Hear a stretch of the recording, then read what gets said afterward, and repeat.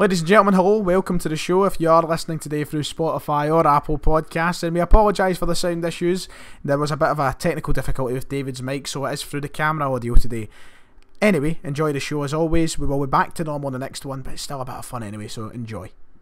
Ladies and gentlemen, welcome back to Talk Scottish Football, brought to you today by Nostro Clothing, new sponsor on the cards. There you go. The boys. It's basically me sponsoring myself. It is. Well, it's not just you. I know, it's not just me, it's a good team. Everything produced and done in Glasgow. You know, it's a city I love, the city I was born and raised in. And it's hard to get the tissues. How are you enjoying your shirt, mate? It's nice, man. I like it. It's nice. That's just one of the many designs that we've come. Well, we'll have the old link in the old description. Yep, of course. Make sure you go and follow on Instagram, Facebook, Twitter, all the rest of it. And of course, Shop Smart. It's cheap stuff. It's no, we're not ripping you off. We're not Stone Island around here. We're doing stuff with a cause behind it. I mean, and we've got big things in the horizon. But we're here to talk Scottish football, of course. It's episode number 36 today. Consider the name of the channel. Alright, it's not us. It's a big day, of course, because we're following on once again after European football and two positive results, you can say. And of course, one more positive than the other. We watched both. Well, I watched the Celtic game and bits of the Rangers game. You and played a wee game of Warzone. Well, what did I say to you before Rangers kicked off? It's going to be 1 or 2-0 and it'll be relatively boring, but Rangers will win. And okay, we'll start off with the Rangers game then. And it was a 1-0, relatively boring game. Rangers done it ugly, but they got the job done. And once again, I'll touch on more importantly the same things that we've said about Gerrard this season. Look, if they can walk away with wins in these games despite playing some ugly stuff with a wee goal nicked in here or there, there's no use in complaining. That's it, they'll get the job done, and that's the stuff of teams that go on and have successful seasons. So Rangers right now looking really good. They carried on to get another 3 points in the group and now find themselves in a position where, you know, they're running away with that group with the looks of things. I don't see them slowing down in the group. They've now got a double header against Benfica, which that is a really tough test. But with the way that Rangers are playing both domestically and in Europe this season, I don't see why they would go into this game with any doubt in their mind that they can make it through to the last 32 round. Morelos gets another goal. He looks better than the boy David that plays up front for Lille. I mean, you wanted to pay 30 million for him, but only 16 million for Morelos. It comes to show you. But another great day for Rangers, and it does pain me to say that, but it's just the honest truth, and I'm sure it will carry on nicely into a game which could be a test at the weekend. Yeah, I think I was mentioning to me, and I said Rangers are dying out for a wee Alfredo to come off the bench here. Roof did okay. I mean, Morelos hasn't been in great form goal scoring wise, so I think that's a massive moment for him last night, because it's a typical Morelos goal in terms of, you know, he just gets in the right areas. What a cross by Barisic, just unbelievable, on the money. From open play to somebody who can cross like that is just absolutely perfect. If Morelos didn't score it, I think there was somebody else who was there or thereabouts as well. But I mean, Gerrard's got a hope now that Morelos will now kick on, and now he's got a goal. I think he will, to be honest. I think he just needed to get back in amongst them. And yeah, they did win ugly a little bit, but you know, we've said it a few times this season, whether it be the opening day at Aberdeen, they didn't play great. You know, they got the job done. Ross County at Hoots didn't play great, they got the job done. And I think these wins will be, and like Livingston at the weekend, another professional display. These games will be just as pleasing for Gerrard as, well, maybe not, but he will be so happy that they're getting. Well, I think you're right in saying they're just as pleasing, because there was nothing to be pleased about last season when they had games like this and they couldn't find that winning goal. They couldn't get the cutting edge in their team to go and get 3 points, whether it be in Europe or not. It's a real sign of improvement. What do you make of Big Thomas Rogney being back at a Scottish ground? Yeah, it was weird. I literally just clocked who it was halfway through. Oh man, it's right now I would deal with him at Celtic Park. I wonder if he's still, I mean, he wasn't that great back in the day, but I mean, I wonder if he's like Celtic level now. Nah, I doubt it. There's a reason he's probably like Poznan. Look, what? They looked okay last night, before they were better than I thought. Coefficient, we've moved up to 11, haven't we? What's that? Looks like 2 Champions League qualified. The Farmers League that Scotland is now on the verge. It's like that. It's a David Mitchell thing, but I don't know what film it's from or what TV show it's from. It's like the thing. It's just like, are we the farmers? That must be. It's for that Mitchell and Webb. Good programme. Never seen it. No. Brilliant geniuses. You've never seen the people. But it's like we're ahead of like Turkey now. Yep. I mean, you think about Galatasaray, Fenerbahce, Besiktas, Spurs, they've all been in European competition a lot. Let me pose a question to you now. I've got something just come to me. I was thinking about this the other day. Are you not going to let me finish? Yeah, but you just remind me of something. I've got a cool thing to throw to you afterwards. Alright, okay, I go first, right? Yeah. So, my question is, of course, in years prior, when Celtic or Rangers have been drawn in these groups against teams from Turkey, Poland, leagues that were always kind of above us, Now, should Celtic and Rangers fans always take the expectation of these are teams we can and should be beaten now that we have moved up so high and we have improved on a European level? Or do you think there still is that mindset that exists amongst, it's a tough game, I don't know if we'll win that, a draw would do me. Like, do you think we're now at the point where we've improved that much, as not just a nation but as the clubs, that we should be expecting 3 points? No, but I don't think there was anybody who didn't expect Rangers to win last night. I'm not saying that game in particular, I mean moving forward. I think we're slowly getting to that stage. Certainly with Rangers, where you expect to win every game in Europe, the groups anyway. Like even when they go to Benfica, I'm expecting them to go and get a point at least. When they host Benfica, I'm expecting them to win, just based off the record. I mean, you said it to me last night. Celtic for so long, everyone talked about how rubbish they were away from home in Europe. They're now sorting that out. Look at the last 2 years, Exactly, and they've sorted that out. The home form will come. Yeah, I totally think so. We had the discussion last week about how far could they go, and I said quarterfinals. Maybe even semis if you had a good draw. I mean, and listen, it's not likely, but I think we're getting to the stage now where they absolutely could. And I think you'd rather see, maybe not Peter Law, but for Celtic, I think you'd rather see them competitive in the Europa League than getting humped 7-0 off PSG and Barcelona. But at the end of the day, I've always used the same mindset that we as a club should be striving to improve, and the Champions League should be where we're aiming for. I just think there's a gap that will never be closed. I love the thought of being in Europa League and getting results and having fantastic away days and all the rest of it. But the one way for us to improve as a club, attract better players, get more money, everything else, and just develop, is by consistently making a Champions League. Look, Jockstein came to this club and won us a European Cup. Now, it's completely different. I know, but why now should we step down? Celtic will never ever get close to PSG ever. We'll never get there. But there is a gap to be closed, as difficult as it may be. Give it 5 years to Champions League, what you can be a thing anyway. So it could be that straight enough, but you look at the next 4 or 5 years, if Celtic are making consistent, or Rangers are making consistent Champions League appearances rather than Europa League appearances, the gap is massive to close, but you will gradually close something, and it may not be between Celtic and PSG, but you're at least talking gaps between Celtic and those clubs who are kind of pot 3, pot 2 teams. You're going to close that gap if you're consistently making Champions League football. I do love, as long as we make Europe, I'm happy, and trust me, I would love nothing else for us to win a Europa League. I think it'd be. But that's the thing. I think there's a, maybe not realistic, but it's not beyond the realms of possibility that Celtic Rangers could win the Europa League. It is beyond the realms of possibility that they could win the Champions League. I understand that my point about Jockstein is a tad outdated, but there's a few people who have actually echoed that sort of theory towards me in the comment sections of my videos, talking about why. So we Alan Key. Alan Key plays for Everton. Terrible joke. But what is that? So was that your point that you wanted to bring up? When it's something different. So I've just done a wee bit of research here because I was thinking about this before we were going to do a Europa League preview show that we ended up just not doing. So 2007, Celtic beat AC Milan at Parkhead 2-1, one of the greatest European nights in the last 20 years at Celtic. The teams that night. So the way I'm looking at it is that Celtic team that night, right? You had guys like Jean-Joel Perrier-Doumbé playing. You had guys like, Yarashek, good player, Donati, decent player, McManus, Caldwell, decent player. Decent player, mate. Decent player. He was good. Oh, a brilliant player. So, but the AC Milan's team, so you had Dida, you had Nesta, you had Gattuso, you had Kaká, you had Inzaghi, Sidor, Ambrosini, Pirlo. The gap, like that AC Milan team is light years ahead of the current AC Milan team. That Celtic team is not light years ahead of the Celtic team just now. No, it's not. How have we come to the stage now where that AC Milan team were unbelievable, so much better than the current AC Milan team. The current Celtic team is, I would say, on their day, just as good if not better than that team. So how come Celtic could beat that AC Milan team but now they can't? There's a number of factors to take in there. You've got to look at, the kind of evolution of football is the first thing. I know what you're saying that the clubs... But the gap between the squads is so... So number one, I'm not using this as an excuse in the game because it should never come down to being an excuse. But number one, there was no fans in Celtic Park against AC Milan. That is a big thing. The atmosphere that night was rocking. It was absolutely crazy that night. But then even to flip that though, so that AC Milan, in the park slammed, but that AC Milan team, I would say, is as good or better than maybe the PSG team that came to Celtic Park and smashed them recently.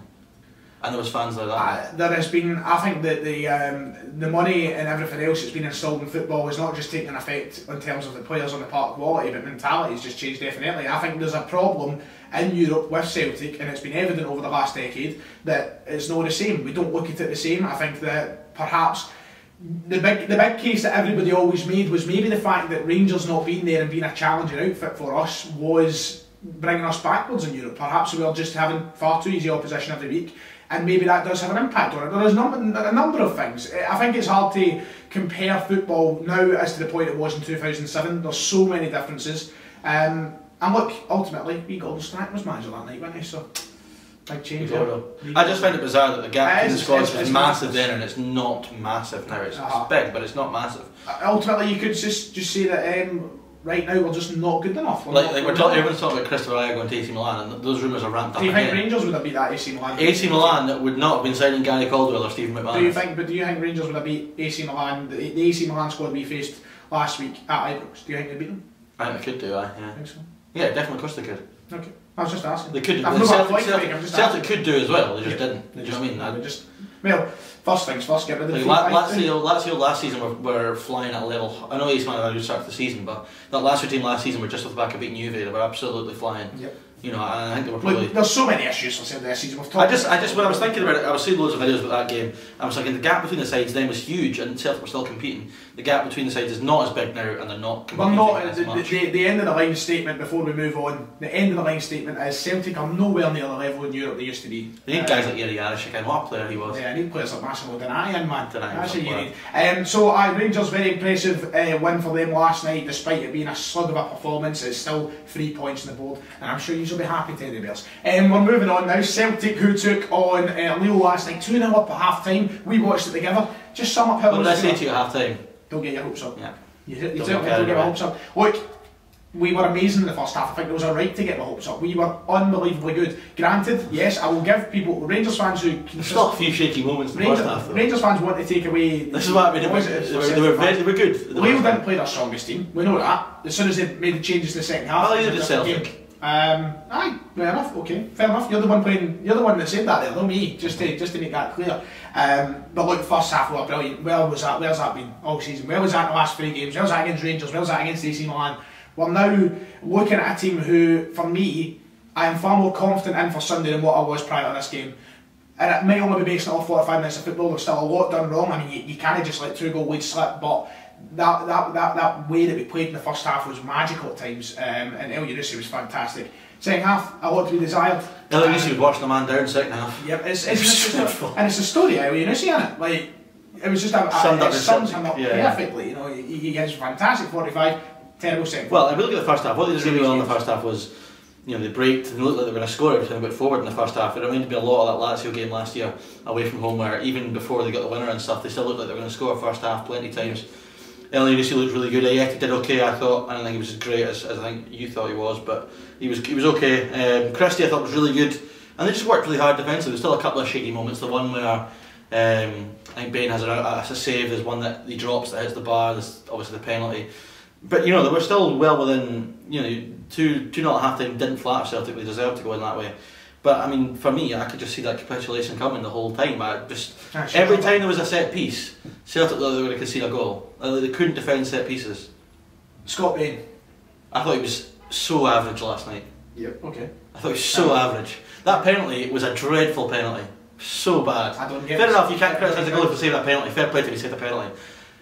There's a couple of those saves he made the first half. A wee bit harsh on him though. No. As much as I agree, he is not good enough. I don't think he was great. I don't think he's good enough. Okay, I don't think he's good enough to be Celtic's consistent number one. I don't want one performance that was a penalty save and nothing else. Well, it wasn't. He had a couple of saves in the first half. A couple of things, but where he's like palming them away. I think he could have caught at least one of those. There's the one he drops just like with zero pressure on him whatsoever, and they almost score. I mean, if they score that, he's had a disaster of a night, hasn't he? That's a quick switch. The point that I made to my mates in the group chat at half time was. And he should save the second goal. The first goal. Well, it's a bit. It's 50-50. He should save. But the point I made at half time was, look, as much as he's been making a couple of saves, as much as he saved the penalty, blah blah blah. Cheers, mate.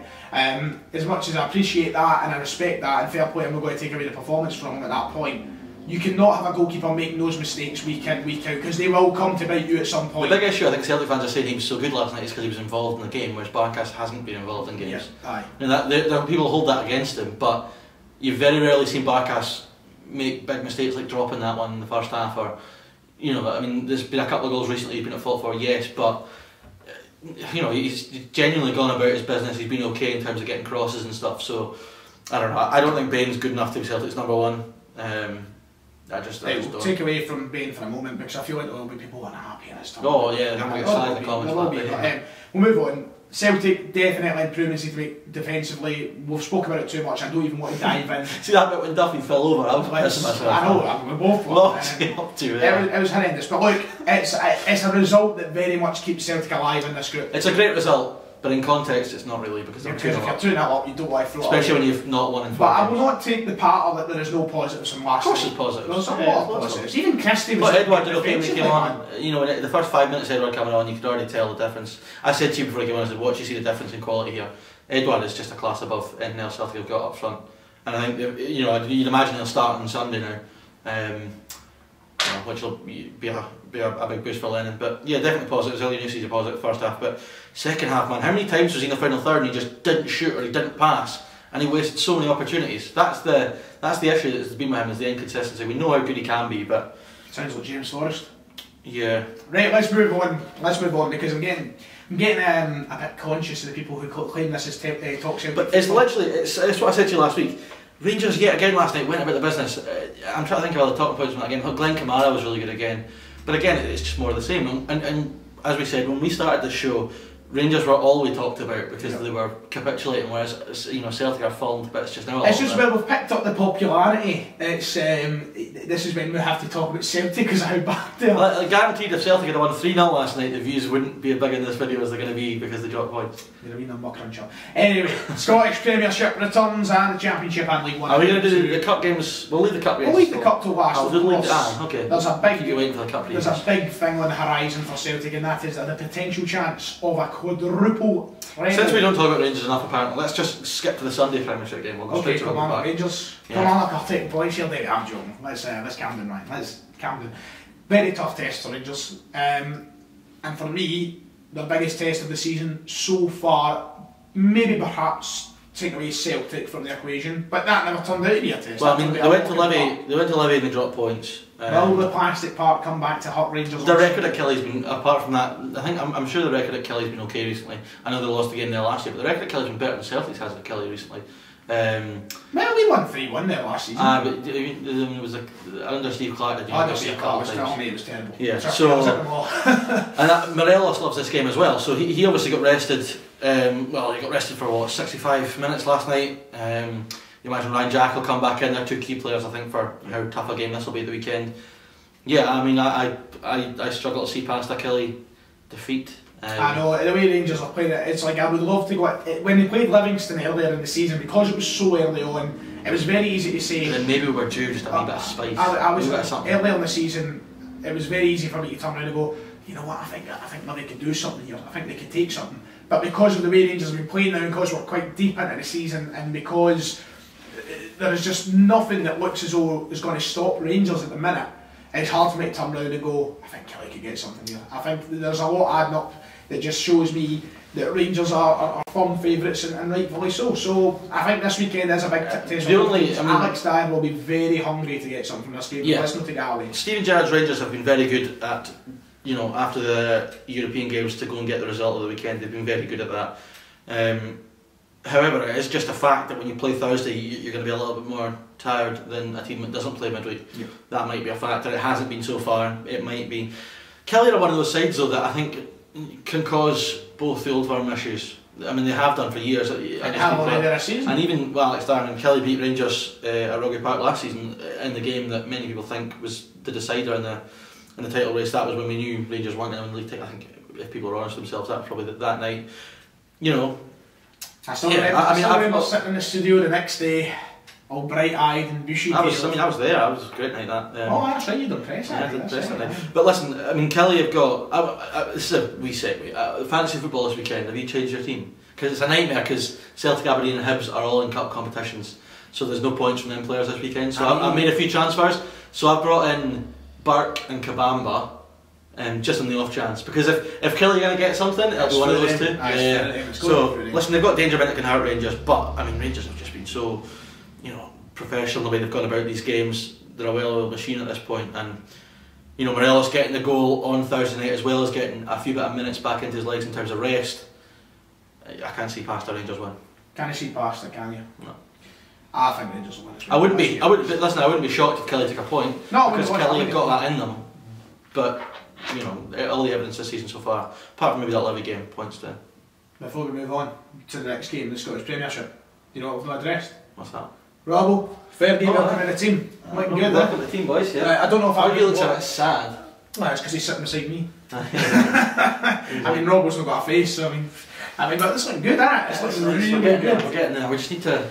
To be fair, it's looking all bit complete. We're going to add little bits and pieces. Yep. Maybe we could just have something, find in the comments, wee ideas. What can we get for the backdrop? I want to get some funny stuff up in the backdrop now. I want like the guy who makes the Bovrils at Breaking City up the wall. What's a photo of him? Just a photo of him. They're probably letting go. They're sacking everyone else. Sorry, Matt Wilson's gone then. Might get there. Matt Wilson said coming up against League 2, I suppose. Livingston, Motherwell. Let's wrap up the Premiership quickly so we can talk about the fun leagues. Livingston and Motherwell. I mean, Motherwell, I think, are now setting the tone for themselves for that win last weekend. I think I don't see anything past the Motherwell win. I know it's a tough place to play. We have spoken about that, and Livingston will be hungry to get something from the game too.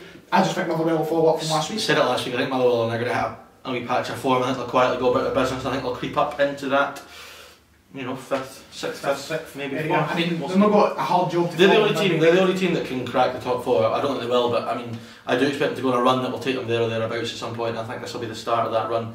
With that win they got last week, so nice start that then. Dundee United, Ross County. Mickey Mellor needs something here. Needs a win. I know it's so crazy. We keep saying this. They're in the top six. Yet they need something. It's that age-old thing where teams who are like newly promoted but are used to being top six, like Dundee United are used to being, you know, third, the challenge in third and fourth. Yeah. Because they're not at that level. The fans still expect them to be there. So yeah, they're sitting in sixth, but they've been spluttering along recently. Shankland needs a goal.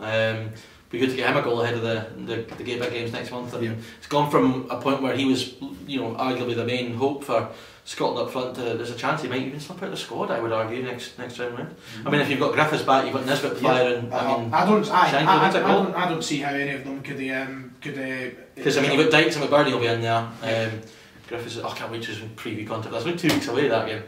Can't wait to do some content for that, man. Right, okay. Dundee United will win that though. You think Dundee United? Yeah, Ross County got hammered last week, and United are at home, need a wee response.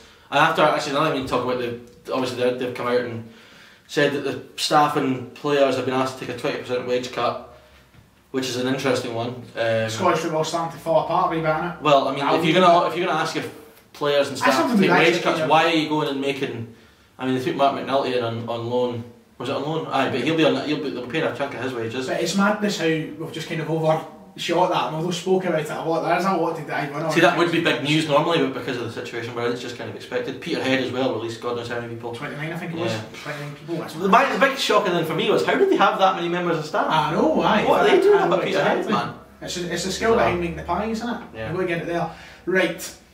On to the Championship then, Davey boy, your favourite league. Dunfermline are playing, so we'll start with Pubs. We never normally, but let's do it. Why not? We're going to do it for a change. Usually save them until last. 3 points, 9 from 9, top of the league. Right, okay, I agree with you. I think there's no save past Dunfermline. What will your reaction be come Monday when we sit down and record? If Queen of the South somehow take you free? Well, here was the thing. The last time we played Queens at home last season, we were firing towards the playoffs. Nisbet was flying. We had them at home. I was like, right, this has been the game. Another 3 points towards the playoffs, and we go and drop points. So it's a tough one. But I can't see past us. I mean, we've 5 competitive games this season, 5 wins.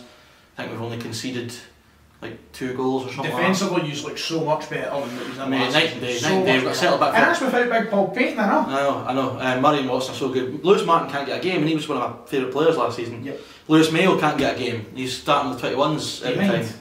Just about broke the table there. That was Lewis Mayo in the team. Very authoritative. So yeah, defensively really good. Going forward, we're just flying just now. Queens are struggling so much. Yep. Can't see past the Pars one. I mean, Queens are going down. That's what I said at the start of the season, and I'm convinced. Inverness versus Arbroath. Nice. Very nice. What do you think? Inverness win? It's got to be at home. I know. Look, Arbroath looked good last week against. I know. I don't like to look past it, Campbell and the mighty Bonnet, but Inverness are a team who are going to be up the same area as Dunfermline this season. They are at home. They're against a team who are, you know, a side who'll float around the bottom half for the majority of the season. Yeah, I think Inverness should win this. They got a point obviously home to Ayr last week. Where I think a few people fancied Ayr to go up there and get the win. Yeah, I'd probably see Torov's in the goals. He'll look to continue that. Yep. Yeah, Inverness. Okay, why not? We'll leave Dundee Wraith to last, but Morton Ayr I hate Morton. They're so boring to watch, man. They're just, and you never know. I was waiting for you to say something. You never know what you're gonna get from them either, because they're so up and down. Obviously, they went up to Dens last week and got beat, but by all accounts could have taken a point. At home, they'd fancied themselves to take something, but Ayr looked really good going forward. Conceded goals in that game. I just think Ayr will get more of them than Morton will. Yeah, but Ayr are just a better outfit, I think, all round. Greenock Morton, though, I don't know why did I say Greenock? Greenock Morton. Look, for me, Ayr will go into this game the side who look hungrier for me, and I don't want to take anything away from Hopkin, because I feel like last week he hut out and he sounded quite authoritative in what he was saying, but I don't know, I just see Ayr going for it. I see Ayr being the better, and I think Morton will drop the 3. The reason I've left Dundee Wraith to last, because it's the pick of the league games in Scotland this weekend. God, I had trouble getting that. I think it's the pick of the league games in Scotland this weekend. Because Wraith are absolutely flying, and Dundee are just Dundee, aren't they? I mean, everyone expects them to be thereabouts in terms of this league. I don't. And it's a real test of Wraith's playoff credentials. If they can go to Dens and get something, they're really going to be a side to look to push for the top 4. Dundee, if they want to, I mean, do you think Wraith have the players to push up top 4? I don't know. There's so many unknown quantities in that team, especially at championship level. So they've started brightly, and I think this is just the first big test. Obviously, big hurdle. Who they've had Queens, and they've had who did they beat? Arbroath on the opening day. So they've had 2 relatively, I don't want to say easy fixtures, but more straightforward than going away to Dens. Dundee themselves will believe they can push Hearts. I think that's unfathomed belief, but I don't know. I think it's going to draw. I think Wraith are going to make it 3 for 3, mate. Wow. I really do. I think they're going to make 3 for 3. Look, they're just, if you have confidence like that, I know what's that? Well, Charlie Adam consolation. Charlie Adam. Because he's always holding them together. Look, for me, Wraith is one of these teams who they will have their run of form. They will capitulate at some point. Will it be against Dundee this weekend? I don't know. I would quite like them to slip up so we can go top on Saturday. But I just see Wraith winning. I don't think defensively Dundee are ready for the newly promoted hungry boys. I think they'll do it. I just think they'll do it. What are you looking at? It's an interesting turn of phrase. The newly promoted hungry boys. That's an ultimate team name for the third one. Scottish League 1, we'll move on to there. Partick Thistle are back in action in what is going to be a very fascinating. That might be the second. I was about to say, you sure that's your pick? Cove against Partick. Oh, it's going to be funny. If Cove win this, I think they are solidifying themselves as candidates to go and take that title this season. I think they could. I think they can push. I have predicted Partick to win this league. Obviously, Partick and Falkirk are the front runners. It's the teams that you don't really look past when it comes to this division. But if Cove can pick up points against Jurgen Prop, if they can pick up points against his side this weekend, there is no reason why. I haven't even Piggy. You won't again if you keep calling them that. But there is no reason why Cove cannot push to the very end this season up with the big boys if they take. But equally, if Thistle can go and win there, that's a game over. It's a great recovery. After their opening day slip up, they got the 3 points last week, albeit in not very spectacular fashion. It's an interesting fixture. Who'd have thought if you'd have said to somebody 3 years ago that Thistle and Cove would play each other in a league game? Premiership in the Highland League a few years ago. That's madness, eh? So and I think it's the fact that it's actually people are thinking it's going to be a close, contested game is a testament to how well Cove have done and how poor Thistle have done. 4 for Montrose. I'm going to say Thistle though, sorry. Sorry. 4 for Montrose. Yeah. Montrose, I like Montrose, man. Stuart Petrie, Kelly. I told you I like their bench. Yeah, we went through this last year. Yeah, I fancy Montrose in that one. Skimmed through it. Clyde, Peterhead are going down, mate. Sorry, Si. No, I think I'm going down. Watch them get beat after Barton, what? My laptop's just died. That's not very good. That's not very good. That's not very good at all. I might fuck the audio for this episode. Right, it's fine. We'll continue for you using my mic. I'll bring it here. I'll bring it here. There you go. We'll do B-Tech podcast, eh? Yes! Oh, brilliant. This is like the old days, eh? Remember we used to sit with one in the middle of the studio and we sit there face to face, romantic as anything. I'm just trying to stare this way. Pretend I'm looking at stuff on my laptop. Before face masks became a thing, Peterhead gone down, Clyde will take a win. Falkirk is Fife. I'm just going to take the role of asking you here. Falkirk. Okay. And finally, Dumbarton Airdrie. Dumbarton are winning, mate. Airdrie, mate. Dumbarton are winning. Why do you think the Airdrie go down thing is one of those predictions you make and you're just sticking beside it? I've got to make myself look like I know what I'm talking about. Yeah. So I'm going to Dumbarton win. And finally, we'll end up with League 2 before we move on to the Scottish Cup this weekend. Scottish Cup! That's mad. That's like, when you see those like Radio Clyde things and they slow it down so they sound like junkies. You ever seen that? No, when you play like a podcast, you can like slow it down to like half the speed. So you got Hugh Keevins like talking like this. It's amazing. No, because if Hugh Keevins was to slow down, right? So Hugh Keevins normally talks like this. There is quite an issue. So if you were to slow down, he sounds like a junkie. Or it actually sounds a bit like. He sounds a bit like Drew McIntyre at the old age of 70. Can't believe we're at that point in the podcast. Stirling versus Annan. I don't care. No, I'm joking. Stirling Albion are looking okay this season. Okay, well. Fair enough. Cowden Beef, Stenny? Cowden Beef got a good result last week, didn't they? Beating Edinburgh, so yeah, I'm fancying them to continue. Fair. Edinburgh, Elgin? Edinburgh. Oh, although it's the top of the table. Well, hey, Elgin have been my team. Elgin are top of the table, and Edinburgh are fancied to be up near the top, so that's a big game. Is that Elgin at home, is it? No, it's Edinburgh. Edinburgh won. Think so? Yeah. I'm going Elgin then. Okay, fair enough. See. Stranraer and Queen's Park. Queen's Park. Yeah, surely there's no looking around that. And finally in League 2, Albion Rovers taking on Brecon City. Let's quickly touch on the first managerial tragedy of the SPFL season has come. Mark Wilson and Simon Donnelly are gone. Sasa Pap actually didn't die for this, did he? Really? No, I did not. Mark Wilson back to full-time Clyde, I suppose. I know, literally the day he got sacked, him and Simon Donnelly were on Go Radio, which I thought was quite funny. Wasting zero time. Yeah, look, he's far more suited to the studio than the touchline. I think it's like, someone, who was that we said this to? I can't remember who I was talking to. Did we not say in last week's podcast they haven't won a game in?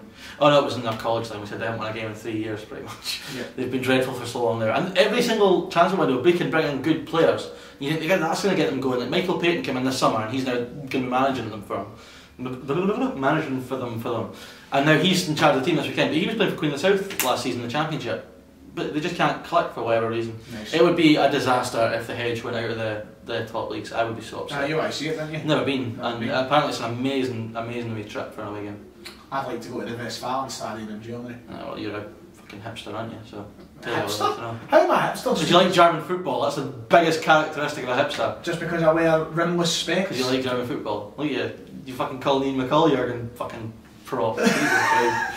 Right, okay, enough of the slander. Scottish Cup is back, baby! Quadruple treble is on. Celtic, Aberdeen, Hearts, Hibs, Edinburgh Derby for the one and only team this season. Man, I'm so excited for this. Saturday we'll start with their Hibs and Hearts. What we're thinking? Hibs are going to demolish. Hibs 5-1 Hibs. They're finally going to get their payback after all them years. They are going to kill them this weekend. Nisbet. Can't see Nisbet at Hampden, man. Can't wait to see it. Oh, well, I mean, it's going to be empty sadly, but it's massive, isn't it? Do you mind? When is kick-off? Don't know. Okay, great. She's not telling you. I'm not going on. I'm just going to put this out there because I'm really looking forward to watching it. I think Hibs will smash them. I know Hearts. Robbie Nielsen came out midweek and said that they had gone because Hearts went back really early for the training. What are you looking at? I'm looking at Twitter questions for later on. I'm getting prepared. Robbie Nielsen said that Hearts went back early for the pre-season to prepare for this game. Yep. Based on what I've seen in the Championship so far, I don't think they'll be anywhere near Hibs. I know they won comfortably against Dundee, but Dundee were dreadful tonight. They struggled last week against Arbroath. Big pitch at Hampden should suit Hibs. Can't see past the high Bs, if I'm honest. Nice, mate. Real nice. Thanks. Nice. And then, of course, the following day we have Celtic taking on Aberdeen. I'm feeling a lot more confident than what I was. As I said. Yeah. I'm up. Yeah. I'm up. That wee squeeze on the word yet makes me think otherwise. Mate, who owns... confident, yeah. Who owns Hampden? Tom Rogic. I love Tom Rogic. Yeah, I was more meaning Celtic, but Tom Rogic as well. Who owns Hampden against Aberdeen? Yes, it's Tom Rogic, but... Brendan Rodgers. Mate, I think you'll find Lenny took that... Did they beat Aberdeen at Hampden? Lenny, don't think so. No, well, beat Aberdeen, I suppose, Rodgers. But I mean, just Hampden in general, Celtic own that stadium. Yeah, they're amazing at Hampden, and I think everyone expects them to do it again. I think Aberdeen will have something to say about that. Ooh. I'm going to back Aberdeen. What? Yeah. No, surely no. Yeah. Away. Do you know what? You're turning to a right blue nose, you. How? Because I don't predict Celtic to win every single game. You're obsessed, you lot. Obsessed? Aye, as soon as if I say Celtic don't win, they get blue nose. Never had time if I say Celtic win though. Well, you could be a nice... I don't know. Would you have on your tricolour nose? I think if you're Derek McInnes and you watched that game last night, you'll be absolutely delighted at the prospect of how you can hurt Celtic this weekend, especially after last weekend as well. It's Ward that's going to score too. Yeah, that's the big boost. There's Everton centre midfield making a racket. It wants a big boost, obviously. I think Rogic will play. Oh, you've done well there. The more I think about it, the more I think Celtic will probably win. I don't know. I just think Aberdeen have got a lot more now than they have done in recent years. they've got that really fine balance now where we said it last season how McInnes' teams of old used to be so combative, so physical, they made life difficult for you. They weren't doing that last year. Now they're starting to do that again, and they've got a bit of quality. So I just think Aberdeen will cause Celtic issues. It'll be tough. One more thing about Rogic and Edouard back in the team, and I can guarantee there'll be goals. It'll be the most difficult. Actually, it's not going to be the most difficult watch at Hampden. That happened last year in the Betfred Cup final. It'll be one of the most difficult watches at Hampden in recent years. I think it's going to be a really good game because I think it'll be intense because Celtic can't defend. I mean, 3-0 last week. What can we get this week? Yeah, that's the thing. Celtic are pretty poor at the back just now and really good going forward, so there'll be goals, I think. Nice. And that does it. That covers everything apart from the Instagram and Twitter questions from you guys. As always, get involved. Make sure to go and follow TSF Podcast 1 both on Instagram and on Twitter, where you can have your say. They know that if you change the fucking channel every week. It's a channel arts anyway nowadays. Right. Aldo McNaught says, how far do you think Rangers will go in this season in Europe? He says, love the show lads, keep it up, even you Ryan. So I'm guessing he's a Rangers man. How far do you think Rangers will go in Europe this season? So what did they get last year, round of 16? Round of 16. Look, as simple as that, it depends on who they draw. Just give me a prediction. Last 16 again. That's what I'm going for. Okay, cool. I think they'll get to the round of 32. You don't think they'll get past there, no? Nah. Jeez, I'm more ambitious. Absolute massive Celtic man. Right, sorry, I'm trying to read this. He also says he also watched the Celtic game last night as his stepdad supports them. That must be really awkward at family dinners if you're a Rangers fan, your stepdad's a Celtic man. David, it's not as black and white as the films make it, man. I know, but just stepdads and what are you doing, stepdad? They have like interesting relationships at the best of times. Never mind when like. Oh, aye, you've seen me films.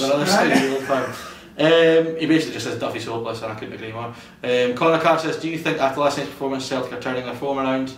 I mean, they dropped points again last night, they haven't won in 4, but if you think they're turning the form around, then fair play. On you go. Thank you, answered. Yeah. Positive start. Positive start. But hey ho. Signs to take forward. On a serious note, Aaron Smith says, when is it time to accept that Shane Duffy watches videos of Jack Hendry and training? Well, he's been playing well for his stand, by the way. He's talking though. He needs to shut his trap, man. You've heard all this talk about how he wants to get back to the national team and stuff. Mate, we watched him play, it was dreadful. He's the worst player I've ever seen in a Celtic jersey in my life. In my life, mate. And Connor Hall asks, to combat the Rangers question, how far do you think Celtic will in Europe? You're in a bit of a situation because you can't say not as far as Rangers, can you? Because you're staunchness will just... Last 16. Last 8. Right, superb. Let's jump onto Instagram really quickly. You can fill it by talking. Of course, TSF Podcast 1, as I said before. It's interesting, David keeps up with the socials at all times. He is the social man, I'm the editing man.